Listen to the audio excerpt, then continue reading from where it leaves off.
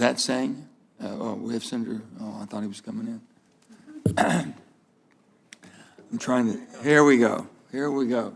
Senator Lankford is back. He ran all the way over to the Senate, to the House floor and back, the Senate chamber. Senator Lankford, you are up. Mr. Chairman, thank you. I did run to the Senate floor and back, not the House one. They don't welcome me as much there. Well, sometimes we want to give you back. Y'all, thank you. I think I am batting cleanup today. Yes, you are. To be able to ask some questions. So let me just say first, thank you for all the time that you put into the testimony and in your preparation on this. I just want to be able to try to get some clarifying questions. There is when we talk about the United States and our own mineral development here, and we look at other countries, whether it be in Asia or in Africa or in South America and other places, is there anything distinctly different about our geology that we shouldn't be able to go after some of the minerals that are here? In other words, we know there's the presence of some of the minerals here, but is there something unique about our geology that would say China has that mineral, we have that mineral, but really China should develop that mineral, not us? Or South America has a mineral, we have it, or Australia has it and we have it. I know geology is different. It's not always the same. It's not always the same depth. It's not always the same economical use. But is there something about our geology that we would say we should actually, if the mineral's here and there, we should just get it there instead of here? Anyone want to comment on that? I'll comment, Senator Lankford. Thank you. The geology is what it is, and the minerals are where we find them. But the United States is a vast land that is blessed with a great mineral endowment.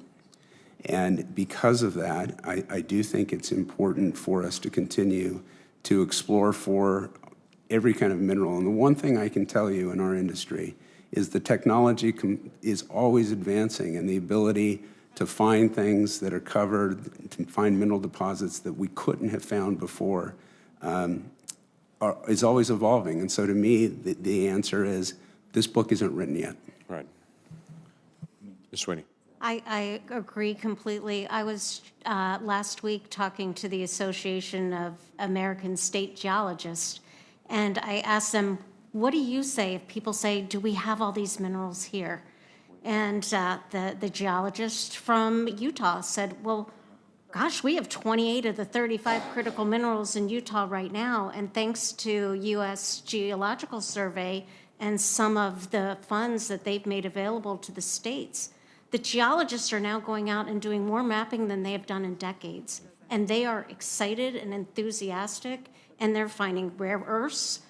There's a cobalt belt in Missouri. I mean, these are things I just was not aware of, and it's really impressive what we can do when we put our money and mind to it.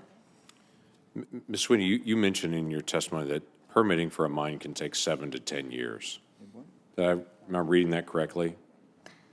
If you're lucky, if it's a major mine, yes. So here's what's interesting. Obviously, if you go to Canada or if you go to multiple other countries, Australia, it doesn't take 7 to 10 years to do the permitting on that. No. What does it take in other places? 2 to 3 years in countries with very similar environmental standards and environmental processes. So when you talk about the 7 to 10 years on permitting, is that for the permitting not including the lawsuits, or does that include the lawsuit time? That generally does not include the lawsuits. Okay, so this is the interesting thing. When I've talked to several folks that are going after rare earth minerals in different parts of the country, they would say, yes, I know where they are. Yes, I know the permitting process.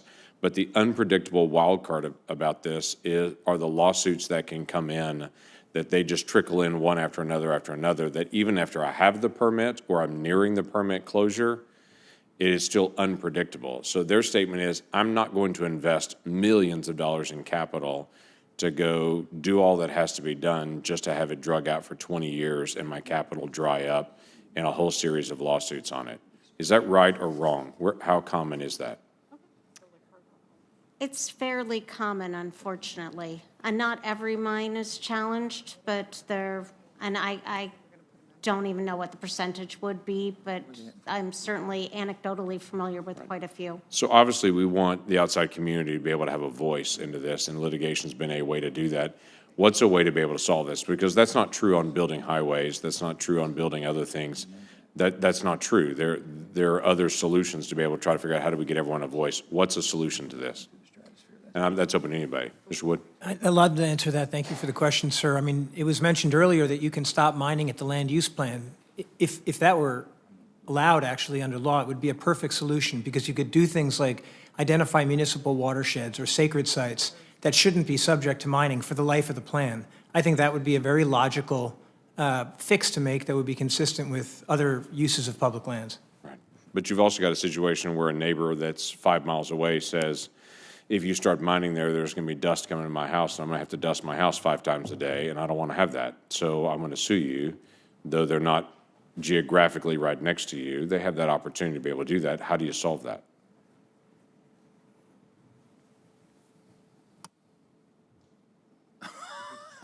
That's how you do it. I am with you 100%, Silence. trying to be able to figure out how to be able to do this. Well, I would tell you that that's an issue that we do need to figure out a way to resolve because that's a long-term issue that if we don't find a way to be able to solve how to get predictability in the process of permitting, to shrink the length of time on permitting, to get predictability in the environmental processing, and to be able to get predictability in how long people can drag out a challenge to this, then we can talk about it all we want to here, but people aren't going to actually invest the capital to actually do it. And it'll just get held up over and over and over again. And we can talk about how we want to get more electric vehicles, and we have the lithium here, we just can't go after it, or whatever it may be. Cobalt in Missouri, we're still going to have the same issues. So, Mr. Chairman, I appreciate you allowing me to slip in my last question running back and forth from the floor, and I appreciate your time. You're always most welcome. Thank you, Senator. I want to thank all of you again. I appreciate it very much. I think it's been very informative. You can tell there's an awful lot of excitement and a lot of candor going back and forth, but you all did a great job. So the members are going to have until close of business tomorrow to submit additional questions for the record. And with that, we're adjourned.